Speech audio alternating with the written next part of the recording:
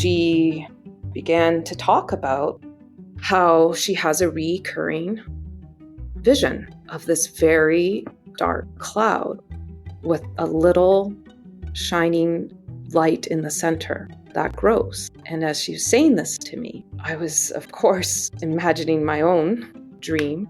And she looks at me and says, "Do you know what I mean?" And I said, "Yes, I do know what you mean." Hi, and welcome to Boundless Moments, the storytelling podcast that brings sacred moments to life through the voices of those who lived them. I'm Nathan Houchins. Support for Boundless Moments comes from the Sacred Moments Initiative. At Boundless Moments, we are careful to ensure that all stories comply with healthcare privacy laws. Details may have been changed to ensure patient confidentiality. All views expressed are those of the person speaking and not their employer. Some stories featured on Boundless Moments may contain themes or content that could be upsetting for some listeners. We encourage you to use discretion and take care of yourself while listening. This episode features Dr. Arlene MacDougall, a psychiatrist and the Director of Research and Innovation for Mental Health Care at St. Joseph's Healthcare London in London, Ontario. She is an associate professor and director of research for the Department of Psychiatry at the Schulich School of Medicine and Dentistry, Western University.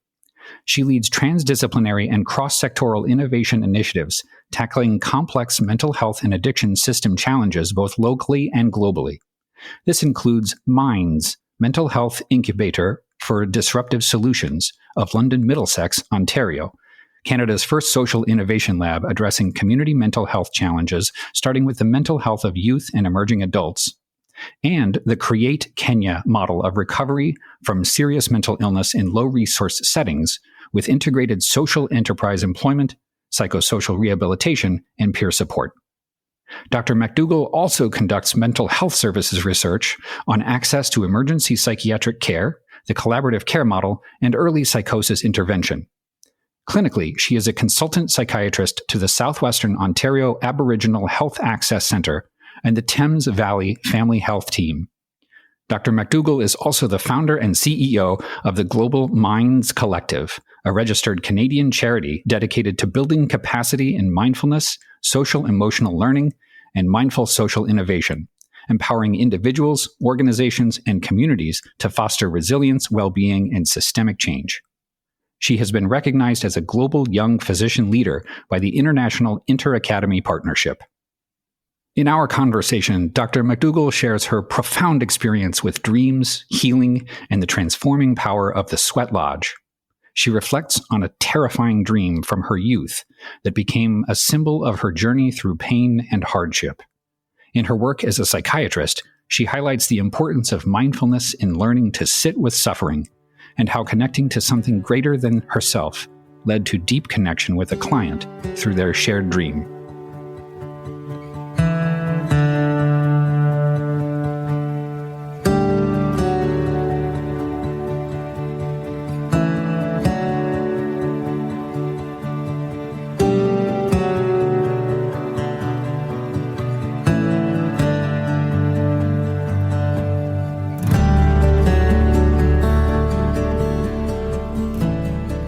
My story took place about 6 years ago now. It was the summer of 2019, and I had been asked to take part in a sweat lodge. And I had experienced a sweat lodge before, and it was incredible in terms of my own ability to connect to myself, to others, and to something greater. And I knew I wanted to do it again. And I really saw it as an opportunity for my own sort of healing and growth, like my previous experiences in the sweat lodge.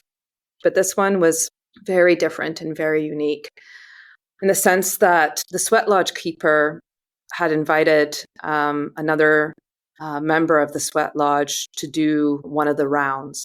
So there was 4 rounds of reflection and sharing and healing. And this round was focused on dreams. So the person facilitating this round had shared a very powerful dream that had happened to him and that had essentially transformed his life in very concrete ways in terms of the teaching and the guidance that he had received from a dream. And so after sharing the details of his dream, he asked the other members of the sweat lodge to reflect on a dream that they have had and what it means to them and to their life going forward in terms of direction. So here I am. I'm 39 years old, and I'm brought back right away to a dream that I had when I was 20 years old. And I was a university student living in Toronto, doing my studies in human biology and bioethics and, applying to medical school. And I was living with a roommate at the time in a basement apartment. And I had never had such a scary, terrifying, beyond, words in terms of what this dream was like for me. And it sat with me for many years. And what happened in the dream was I felt and saw this very dark, like black, fuzzy entity, almost cloud-like, moving towards me. But what it entailed or what it reflected was this very cold, evil, unknown, again, dark sort of force, like energy that I had never knew existed. I had never experienced or saw anything like it. It was completely foreign to me. And it was moving or coming towards me. And it was so terrifying that I actually woke up in terms of like standing up out of bed, screaming on the top of my lungs. And I have never had, anything like this before in my life in terms of a night terror. Sure, I've had sort of, nightmares kind of once in a while, but nothing like this. And I woke up my roommate, I woke up the landlord, above us, and I was screaming in just total terror, total fright. It just felt completely different than any other sort of dream or visual or, physical experience I'd ever had. And I didn't know what to do with it. Obviously I calmed myself down enough to be able to sort of go back to sleep and, get back to kind of my day-to-day life. But that dream sat with me and would come to me every once in a while in my life. And I just reflected on it, not really understanding why. Why did I have that dream? What was the meaning of that? And so as I brought that vision and, the feeling, the physical feeling and the emotion that I had during that dream back up in that sweat lodge, I just sat with it. I didn't actually share. We did have the opportunity to say out loud, to the other people in the sweat lodge what dream or what learning we had, but I didn't. I just sat with it myself. And I didn't experience fear. I just was observing it. I was just sitting with it, almost like holding it, like you would hold, a baby or a child, with compassion. I just wanted to hold it. I just wanted to understand it. And as I was doing that, I revisualized this dark, cold entity. I began to see this very small, fuzzy light in the center of it begin to grow. And so I just allowed that to unfold in my mind as I sat in the sweat lodge, being in a place of presence, not trying to sort of label or categorize or analyze it, just allowing it to be. And so that was on the Saturday night, and the sweat lodge, is the entire ceremony is it takes several hours, and when you're finished and you're physically and emotionally exhausted because it's a very intense experience in many ways. And we were guided by the sweat lodge keeper, to reflect on the learnings and the experiences over the next few days, and to know that you may feel somewhat vulnerable or fragile based on the experience of the sweat lodge, but just to be kind and just to sit with yourself and what emanated in terms of insights or healing or growth. So I did that. And over the next day or so, I began to realize that what this dream meant to me was that, unknowing to me at 20, and still pretty naive in terms of life experience, I had not really been faced yet with significant challenge, with significant loss, betrayal, suffering, disappointment, some of these really big events that occur in pretty much every human life at some point or another, but that cause deep pain, but also deep confusion and deep fear. And I had not really experienced that yet at 20. But then at 39, through my career and through my personal life, I had. And I realized that that dark entity was something that I couldn't run away from. I couldn't pretend it wasn't going to happen. It did show up in my life. It was pain. It was suffering. It was confusion. It was deceit. It was being let down. I also learned, though, that from those very difficult experiences, that I was able to grow deep strength, wisdom, authenticity, kindness, and love for myself, as well as more so for others.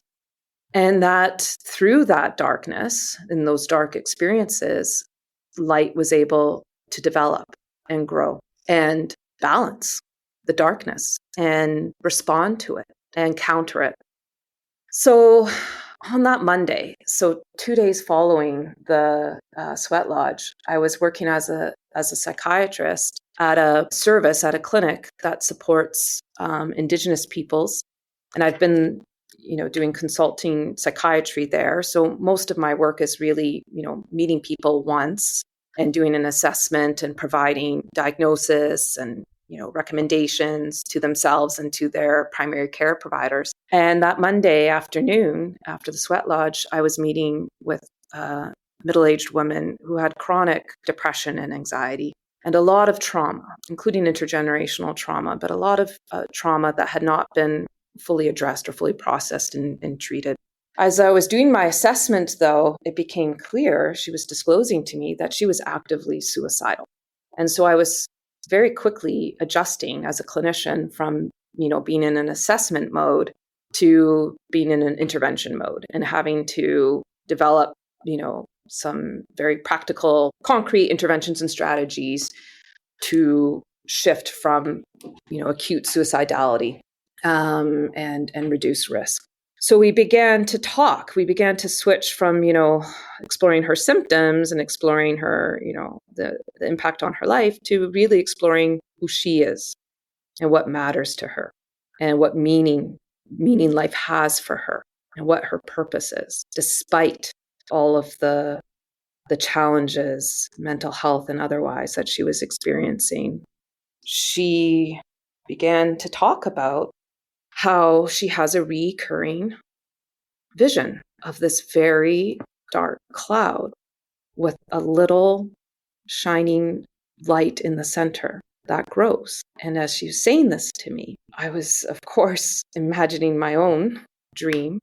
And she looks at me and says, "Do you know what I mean?" And I said, "Yes, I do know what you mean. What does it mean to you?" And she began to share that she has a belief that she was put on this planet for a reason and that she was more than just, the trauma or what has been done to her, and that she has hope that she will get better and that there's something, she doesn't know what it is, but there's something good that will come from her pain and from her life. And I just nodded my head and allowed her to just continuously sort of express what that meant to her. And she shifted from being acutely suicidal to wanting to look at ways to make that happen for her. How to really move her story from that of being depressed and anxious and one of trauma to one of strength, one of hope, one of resilience, and making something out of this. So as we finished the assessment, she was very clear that she wasn't actively suicidal anymore and that she wanted to work with me and with her primary care team into a place of healing and a place of growth. And so we parted ways. I did not see her in follow-up. I did hear from her primary care team that she was stable and making improvements with different ways of intervening. That interaction just for me was so special in the sense that I knew exactly what she meant. And I didn't have to tell her. I didn't have to tell her what my understanding was. But she knew, and I knew that we knew exactly what each other meant. And it was like we were no longer, psychiatrist and patient for that moment. It was just connecting at this very profound level. And it was a connection, obviously, that was mutually very meaningful and beneficial.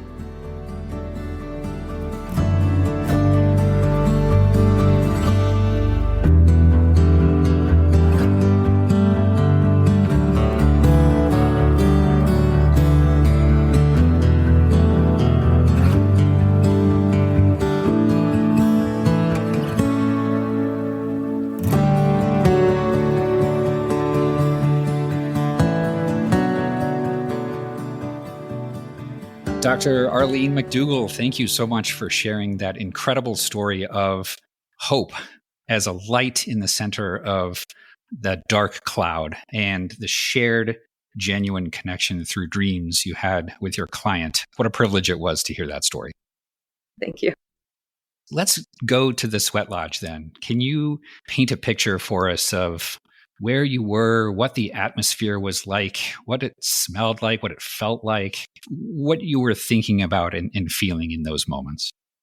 So maybe what I'll do is describe for you from my own experience what a sweat lodge feels like. You're sitting in a lodge that's built by tree branches and covered, with blankets and tarps. So it's completely black. It's pitch black. The floor is cedar, fresh cedar. So you can smell the cedar.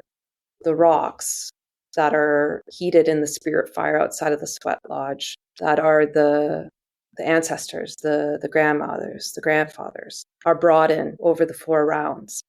And the sweat lodge keeper uses water, for example, on the rocks to create sort of the heat and the steam. So you're with many people. I mean, it depends on, who shows up. And so it could be young, old, men, women, a range. So, but you're not there to speak to them. You're there for yourself and to connect with the knowledge and wisdom and healing of the ancestors. So although you hear other people speak, including the knowledge keeper, the sweat lodge keeper, they're facilitators of the space, but it's not like a typical sort of dialogue or conversation, or you're really there as yourself to just heal and grow and develop insight. And it's very intense. So it's physically intense. So you're hot. You're not drinking any water. You're feeling the need maybe to move closer to the ground, like it's physically demanding. It's physically intense. And then kind of that mental, emotional, you're very open with the preparation, prior to the sweat lodge and moving into the sweat lodge and the facilitation by the keeper. You are at a place of openness to do your work, whatever that is, whatever you've brought to the lodge to work on or to understand better. You just have to be totally honest. No one else is going to do it for you. There's no test at the end. This is for you to do the work you need to do. And you have to be completely honest with yourself about that. So that kind of paints the picture. And it's really, coming into sort of your true essence, doing that learning, doing that growing. And then you move out of that lodge to sort of your full sort of adult, self back into the world. But you take those learnings and that healing with you going forward. Having never experienced a sweat lodge before, I have to imagine that the Indigenous knowledge keepers and facilitators have created this environment for healing and immense personal growth and reflection to occur. And it sounds like, the closest that I think I have ever come to is I took a 12-mile hike through this crater in Maui. And I decided very early on in the trek that I was not going to listen to any music or podcasts. I was not going to distract myself in any particular way. And this was a singular journey. I was on my own. In retrospect, maybe not the best idea, but regardless. it was a very spiritual experience, and it was the absence of every other sense, or rather the attuning into certain senses, that for me felt so unlocking. Yes. And, there's a lot of various forms of meaning to all the different aspects to the ceremony prior and in the lodge and after. And I can speak just from myself, but it's been, because I've done sweat lodges since then as well. It's just been such a critical part of my own healing and growth, over the last several years, to have that opportunity. Yeah. So it's been a great privilege to be able to experience it, and to encourage others if they've ever had the opportunity to be invited to do it. I can imagine there's immense value for those that are open and willing to be vulnerable in those ways that you described. You mentioned somewhat early on that the sweat lodge is a place where you can connect to something greater. I wonder if I can challenge you a little bit and ask what that something greater is for you. So, different words are used to describe it, but, if keeping it more with some of the indigenous teachings as part of the sweat lodge, it would be to creator, to your ancestors, to the spirit world. So for me, it's really that collective consciousness, that energy of total consciousness, to connect to that, as a human in our human bodies, in our human minds, but to have that opportunity to experience ourselves just totally present and from a place of, deep awareness and deep consciousness and intention. I've got this mental image of sort of the notes that are sort of, what's it called? An oscilloscope. Yeah, sort of like the waves of music as they start to sort of come into harmony, and how they start to overlap. And I can imagine that the energies in a place like that, in a moment like that, probably have harmonies in similar ways. Absolutely. And there is song, and there is music as part of, well, at least the experiences I've had in the sweat, which is also, incredibly beautiful and emotive. And again, with more meaning and teachings as part of those songs.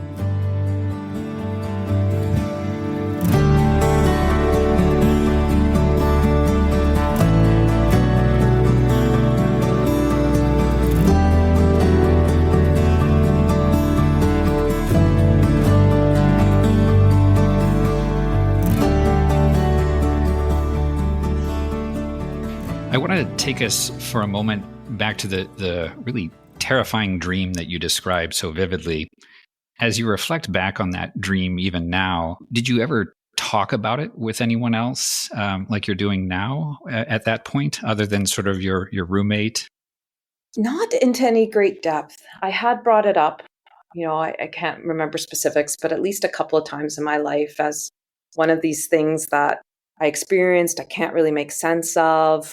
It sort of sits with me, and you may hear from somebody else about their nightmares or night terrors or whatever. But no, I had never really gone into sort of a deeper analysis or dialogue about it. It just was something that was there, it was there, and I didn't quite know what to do with it. And couldn't set it down, obviously, couldn't just let it go, but didn't know what quite to make of it.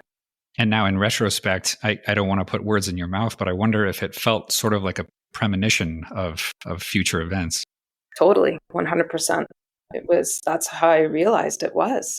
I didn't know it at the time, of course, but I knew it was symbolic or important, or it was signaling, like it was something. I just didn't know what to do with it. I didn't know what to make of it. It was so completely different than anything I had ever heard about, read about, thought about, visualized. I can imagine that may even feel like a metaphor for not having experienced the kind of pain and confusion and suffering that you described later on in life. Yeah, no, I think that's very much the case. Maybe in a cognitive way, or I knew that pain and suffering existed in the world, obviously. And, I was drawn to medicine and then later psychiatry because I wanted to help people, live out their best life despite disease or illness or functional impairment. So it wasn't like I wasn't aware of it in that sense, but it wasn't something that I had deeply lived or known to be. I'm just impressed. I think at the age of 20, I probably wouldn't have even been able to recognize, a symbolic image from a dream. I think I just would have chalked it up to, I don't know, some bad pizza the night before or something. Yeah. You mentioned in the sweat lodge, when you were recalling this terrifying dream, that you allowed it to be. You were sort of present. You were in many ways vulnerable, like you described. Mm-hmm. You sat with it. Mm-hmm. And for many people, I can imagine that this distress, this discomfort is something that most of us mere mortals would not want to sit with and be present for. I'm wondering if you had any particular training or experiences in either mindfulness or whatever you personally call it to be able to harness those skills of being present with something that is challenging. During my psychiatry training, I began to get interested in mindfulness and its application to myself, but also to patients in terms of those experiencing, for example, depression, because that's where the research initially started with. So I started to attend workshops, started to do some reading, some guided meditations, and eventually got trained in a mindfulness-based intervention as a facilitator. And to be honest, I really started in a very kind of pragmatic way. Like, oh, this is going to be helpful for stress reduction. This is going to be helpful to, sleep better. This is going to be helpful as a tool or intervention I can, provide to patients and research and evaluate, its outcomes. What I didn't realize when I started my own mindfulness, learning and practice journey was just how transformational it was going to be for me as a human. This, like you said, is an example. So I learned how to really be deeply present with what is and not judge it and just observe it, and to come at it with curiosity, to come at it with compassion, and that it could be really anything. It could be an internal, thought or feeling or physical sensation of my own. It could be something happening outside of me, externally, someone saying something or doing something or an event, from that place of spaciousness, that non-judgment, just sitting with and being aware of, you can then start to respond to things in a way that is deeply intentional. So for me, as I, went further and further into my mindfulness practice, for me, it really became about love, and being a loving person towards self, towards others, and how to embody that. So certainly, yeah, I don't think I was able to do that at 20 for sure. But at 39, I was able to sit with pain and sit with darkness and sit with confusion and really just sit with it. And that's one of the things I learned. It was, you can sit with suffering. Is it comfortable? No, by definition, it's not comfortable. Do you want to? Probably not. And that's why we spend so much time, running from it and, distracting ourselves and doing everything not to, sit with suffering, because it's deeply uncomfortable and it's fear-inducing. For many people, it's like, will it engulf me? Will I come out of it, if I sit with it? And so I think, with practice and with teaching and guidance and all of that, I learned that actually you can sit with it. And in fact, that's the way through it. That's the way to actually be able to get to a place where you can set it down, because you've realized what it meant, how you're going to heal and grow and be a truer, deeper, however you want to put that, higher version of yourself because of the suffering. It reminds me of John Kabat-Zinn's mindfulness-based stress reduction program, and Full Catastrophe Living, I think is the name of the book, and how so many people start the journey of mindfulness for very tangible reasons. I don't like my chronic low back pain. I'd like to be able to live with it a little bit more easily. I don't like my anxiety. It's affecting the ways that I'm able to function in my day-to-day life. And yet, I hope for so many, they have journeys like the one for yourself, where it is just this evolution to something grander. And I don't mean to minimize the really important effects of improvements in low back pain. No, of course not. And Yeah, anxiety. that's ideal. Yes. And I want to acknowledge that there are other components that are perhaps complementary to that. And, your talk about acceptance and needing to be present with and sit with and accept suffering is something that I hear about from the Dalai Lama and Archbishop Desmond Tutu in the Book of Joy, about how they not only think that that is incredibly important to be resilient and to be joyful, but that adversity is a prerequisite of sorts, that those who have faced adversity often have joy in ways that others don't have that sort of dark cloud experience. Yeah, and I think that was one of the things I realized from my experience, but then that vision was that it's both, like that life is both the darkness and the light. And I know I'm not saying anything new here. This has been talked about in many traditions and many cultures for centuries, but essentially that there really is this, co-presence. And it's what we feed and it's what we attune to and what we embody and what we grow and share. And, we only have so much energy and time. And, so what are we going to attend to? What are we going to be present with, within our own world, our own internal world, but also what we put out, externally to others and the world around us.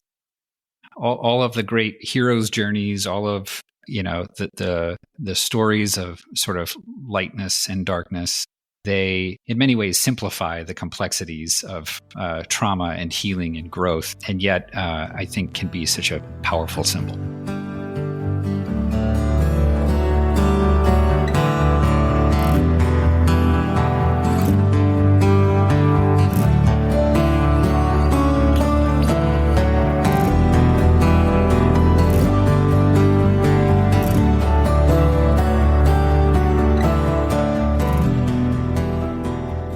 In the sweat lodge, then, you noticed the light at the center of the dark cloud. How did that awareness and visualization change the way you saw the world afterward, even before 2 days later with your client? Well, I think for me, it was like there was nothing to really fear. Yes, there was pain. Yes, there was sorrow. There was despair, but it was meant to be. And I had to move through it. And I had to, this was my life journey. And through that, I developed authenticity and I developed wisdom and I developed strength. And it was beautiful. And I was like grateful. When you get to a point of healing, when you're like, I'm grateful for what I went through. Would I want to go through it again? Probably not. Would I have ever really wanted to go through it? No. Do I want anyone else to go through it? No. But you get to a point where you're like actually grateful that you went through it because it brought you to where you are now. I think that's what that was for me. It was just like, oh my gosh, there was nothing ever to really fear. And this was my life journey. And now, yes, I did all this training. Yes, I have all this knowledge, this expertise through, my credentials and various degrees and all this. But it was like my life experience has been almost, just as powerful in terms of how I can be present as a psychiatrist and not burn out and be deeply present and aware of my patients, my clients, suffering, how I can hold that space for them and with them and have hope for them, but not in some, like canned way. Like this is how you communicate 101 to somebody who's, sharing their story of trauma or pain. No, like it's very genuine. And I've had patients over the years, for most of my patients, it's usually one consult. So I've had to kind of come to that point. Okay, I've got this hour and a half with somebody. How am I going to help them in the most impactful way? How am I going to create a space for them where they feel deeply seen and heard and validated and allowed to be vulnerable so that they can begin to develop, that healing and that growth. And so whether they come with depression or they come with psychosis or come with, doesn't matter what the diagnosis is, or, it's how do I create that space so that I can do, the work in such a short time and have that positive presence and that positive impact in their life. And so going back to that clinical lens, I really do focus on allowing people to tell their stories. And then, of course, I pepper in or I layer in, questions for kind of that diagnostic clarity. And but I really try to take that narrative approach. And then I really spend time explaining to people why they've had those experiences or symptoms or, these challenges in a holistic way, that biological, psychological, social, but also spiritual, if that's relevant. And then going through again, that plan, across those domains with them in terms of what they can do moving forward. And, I've been told that people, by my patients, this is the first time I've ever told my whole story or that trauma or that particular traumatic event to anyone. And these might be people in their 20s, 30s, 40s, 50s, 60s. And I've had recently somebody in their 90s, say that to me, something that they've been holding for decades. We have to be aware that, even a brief interaction, hour and a half, when you think about it in someone's entire life, it can be very impactful if we're deeply present with people and create that condition, that space for them. It's a testament to your abilities to ensure that your clients feel heard and feel like they can share their narrative without interruption and without judgment. I was wondering about that. If you only have a single session, how do you create a space of shared vulnerability and openness that allows a client to feel comfortable disclosing these items, and then certainly moving from trauma into meaning making? Yep, exactly. And I think it goes back to, again, that kind of mindful listening or that deep listening, coming at it with openness, right? Non-judgment, with compassion. And, we say these words, but then we have to figure out, how do we actually embody that in a very tangible way? So what does it mean for me to create a loving, kind space or a compassionate space in my role as a physician, or in my role? Could be any role that we play. We have many hats that we play throughout, or roles that we play throughout our life, right? Like as a parent, as a spouse, as a friend, as a stranger, as a boss, as a researcher, whatever. And so it's like, how do we do that? And then how do we do that to ourselves too? Because we always have our own internal dialogue and we have our own physical body, that we're responding to. And so again, you have to have those strategies. Okay, if you start finding yourself talking negatively, to yourself, is that really loving, to be constantly criticizing yourself or putting yourself down? Well, no. And the only person that's going to stop that is you. There's no one else that's going to get into your mind and say, stop that. There's no police, or monitor. It's you. So you have to kind of commit to that and say, if I'm going to be a loving person, that also means how I approach and I'm oriented to myself. So, but there's that for me is what, I've been figuring out over the last several years is like, what are those tangible things that we can do in our very busy lives with various demands and all these different stimulating, events. And, our society is created, at this point, to draw our attention, to get our money, to get a reaction. And so it's like, wow, this is very different from going to a particular retreat or monastery and, meditating for, many hours in a day. That's not part of my life.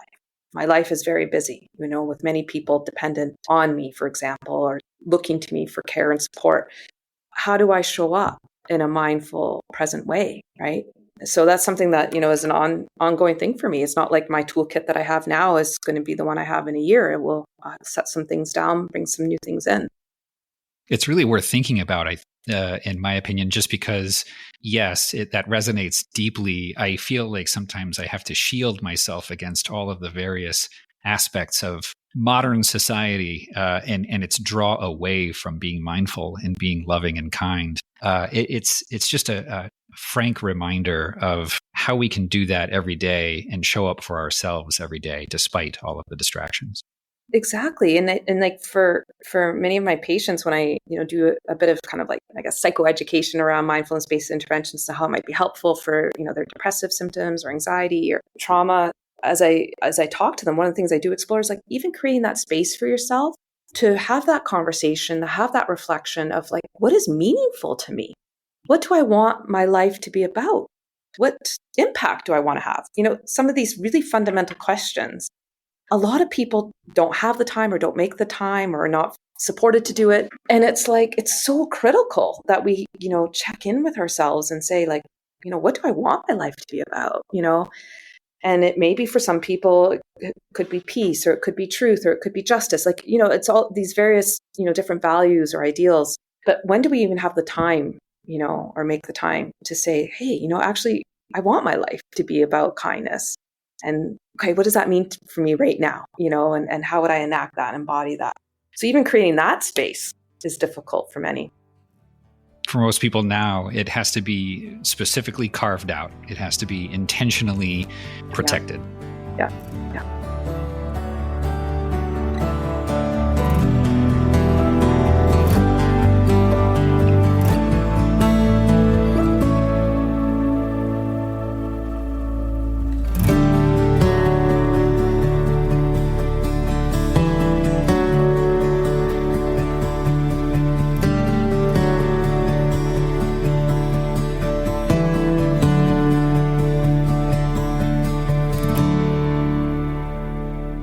I want to take a moment just to bring us back to that remarkable shared experience between you and your client just 2 days after you experienced this reconnection with a dream from almost 20 years ago. You connected with a client who then shared the same vision. I'm curious how that landed when you first heard that. Oh, it was almost, like, is this really happening? Like, like your sort of narrative voice is like, what?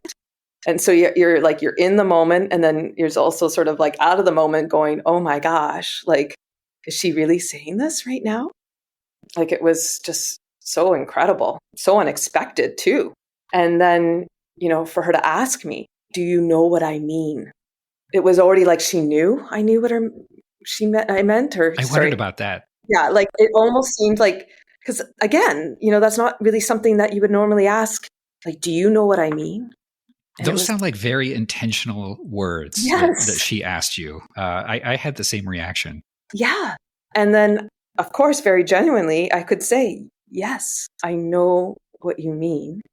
But it almost felt like she already knew I knew. And that's why she shared it, because she knew I understood. And she knew this was what was going to guide us out of this discussion about her pain and her suicidality in response to that pain.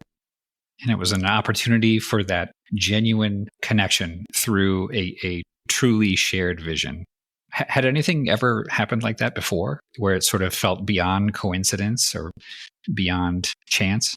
Oh, yeah, for sure. Not until I was open to it. I'm not saying it wasn't happening. It just wasn't oriented or able to receive it or see it.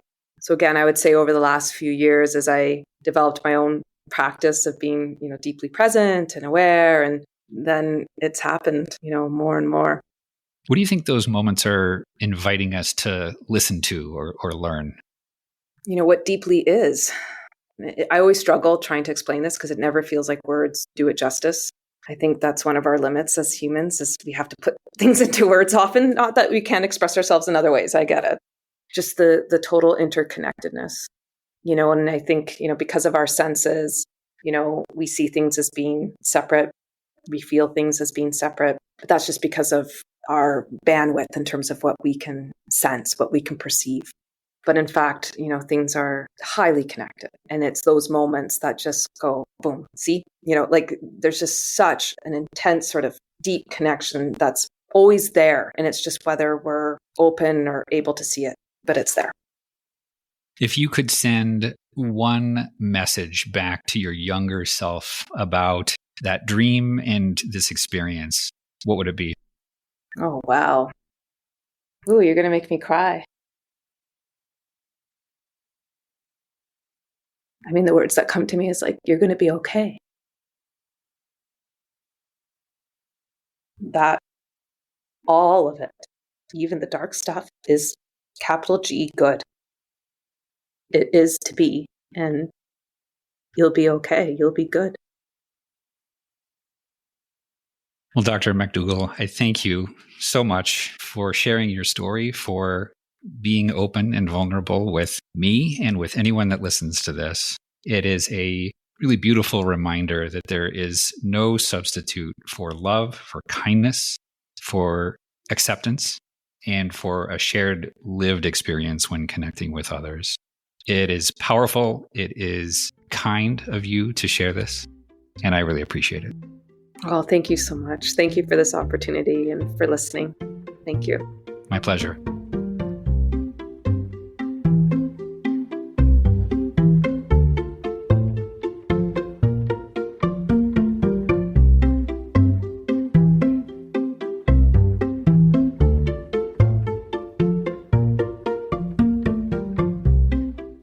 We would love for you to be a part of this movement, and we would be honored to hear your story.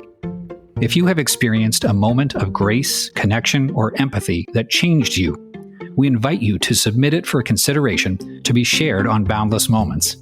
By sharing, you not only contribute to a collective celebration of human connection, you may also inspire others to recognize and cherish the sacred moments in their own lives. To discover more about sacred moments and to share your own story, please visit sacredmomentsinitiative.org. This episode of Boundless Moments was produced, edited, and mixed by Nathan Houchins. Our program manager is Jessica Ameling, and our publishing and social media manager is Rachel Erlinger. Our podcast is made possible by the Sacred Moments Initiative, a humanistic project whose aim is to study, catalog, and share sacred moments. Learn more at sacredmomentsinitiative.org. Boundless Moments is also made possible by donations from listeners like you. Thank you so much for supporting our work in sharing sacred moment stories. If you enjoyed this episode, please subscribe to the show wherever you get your podcasts and drop us a rating or review to help others connect with us. I'm your host, Nathan Houchins. Thank you for joining, and until next time, be well.